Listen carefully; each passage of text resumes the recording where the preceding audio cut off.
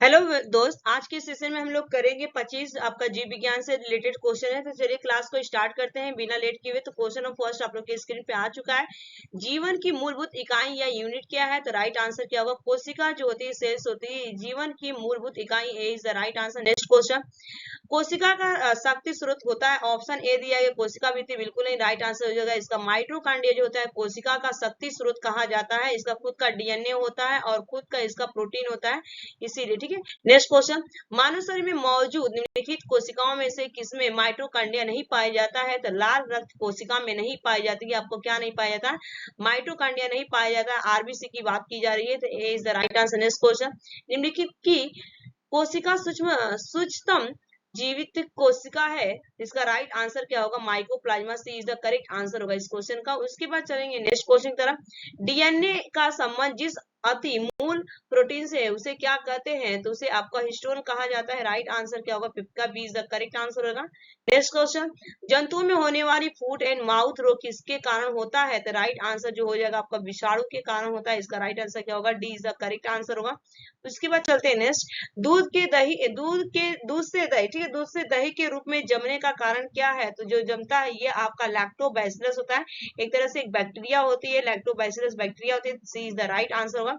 Next question, निम्नलिखित में से कौन सा नाइट्रोजन फिक्सिंग बैक्टीरिया है? तो राइजोबियम, राइट आंसर इसका हो जाएगा। B is the correct answer, जो कि दलहनी पौधों में पाया जाता है। उसके बाद चलते हैं नेक्स्ट, सिम्बायोटिक कीटाणु जो कि वातावरणीय नाइट्रोजन के स्थिरीकरण के लिए उत्तरदायी, ये किसमें पाया जाता है? तो ये आपका पाया जाता है, मैं बात करूं तो ये मटर में पाया जाता है। राइट आंसर क्या होगा? ए इज द करेक्ट आंसर होगा। उसके बाद चलते हैं नेक्स्ट, फलीदार पादपों की जड़ों में उपस्थित गांठों में पाए जाने वाला नत्र जल स्थिरीकरण जीवाणु, तो राइट आंसर क्या होगा? सहजीवी होता है, सिम्बायोटिक होता है। Right answer C is the correct answer. Next question, yeast मिलने ईस्ट मिलाने पर गुथे हुए आटे के उठने का क्या कारण है? तो राइट आंसर हो जाएगा, जब ईस्ट मिलाया जाता है तो उसमें से कार्बन डाइऑक्साइड का निर्मोचन होता है। राइट आंसर क्या होगा? आपका D is the correct answer होगा। नेक्स्ट क्वेश्चन, ईस्ट एक डैश है, तो ईस्ट आपका क्या है? एक तरह से अगर मैं बात करूं तो ऑप्शन है ब्रायोफाइटा, कवक, शैवाल, जीवाणु, तो ये आपका कवक है, फंगस है। राइट आंसर क्या होगा? यहाँ पे B is the correct answer होगा।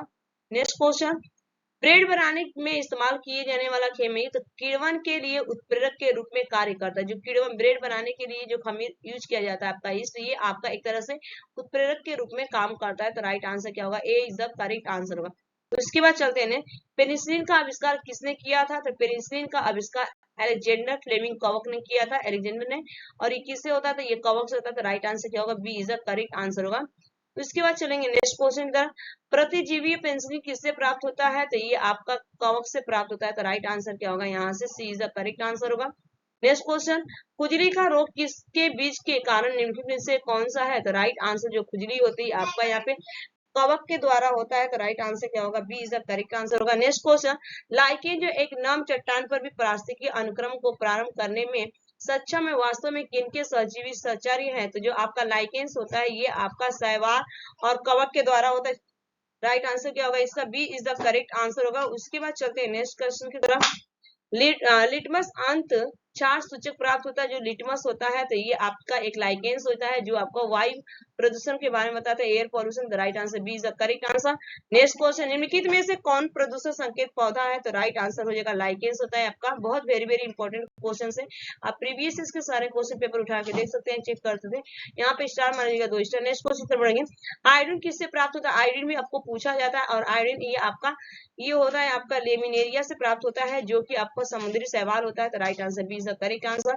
नेक्स्ट क्वेश्चन बढ़ेंगे, शैवाल विज्ञान एल्गोलॉजी किसका अध्ययन करता है? तो जो शैवाल होता है आपको पता है कि शैवाल लिखा गया था, ये शैवाल की करता है, एल्गी का अध्ययन किया जाता है। लॉगी मतलब होता है किसी का अध्ययन करना। तो right answer B is the correct answer. Next question, संसार में सबसे तेज बढ़ने वाला पौधा कौन सा है? ये कॉमन चीज है, option is the right answer होगा, बांस इज द करेक्ट आंसर। ये भी 3 स्टार मार लीजिएगा इसके लिए मेरी तरफ से, ठीक है। उसके बाद चलते हैं नेक्स्ट क्वेश्चन की तरफ। निम्नलिखित में से किस फल में एजोला एनाबिना जैव उर्वरक का प्रयोग किया जाता है? तो ये आपका किया जाता है चावल में। राइट आंसर क्या होगा? चावल B is the correct answer होगा। नेक्स्ट क्वेश्चन तो बढ़ेंगे। मूली किसका एक उदाहरण है? तो मूली सबको पता है कि आपका जड़ होता है। राइट आंसर क्या होगा? B is the correct answer, root होता है। नेक्स्ट क्वेश्चन तो बढ़ेंगे। आलू क्या है? तो आलू का राइट आंसर देखिए, ऑप्शन ए जड़, ऑप्शन बी दिया गया डंठल, ऑप्शन सी दिया कली, ऑप्शन डी दिया ना ये कली होती है और ना ही आपका जड़ होता है, बहुत लोग जड़ लगा के आते हैं, और ना ही ये कली होती है, ना ही फल होता है। ये आपका डंठल होता है जिसे हम स्टीम बोलते हैं या तना बोलते हैं। ठीक है, अगर तना भी दिया जाएगा ना पेपर में, तब तना को वहां पे टिक कर दीजिएगा। डंठल होता है, इसकी इंग्लिश में बोला जाता है आपका steam. Thanks for watching this video. ये 25 क्वेश्चन थे आज के, और ये जीव विज्ञान से रिलेटेड है। Bye bye, take care, have a nice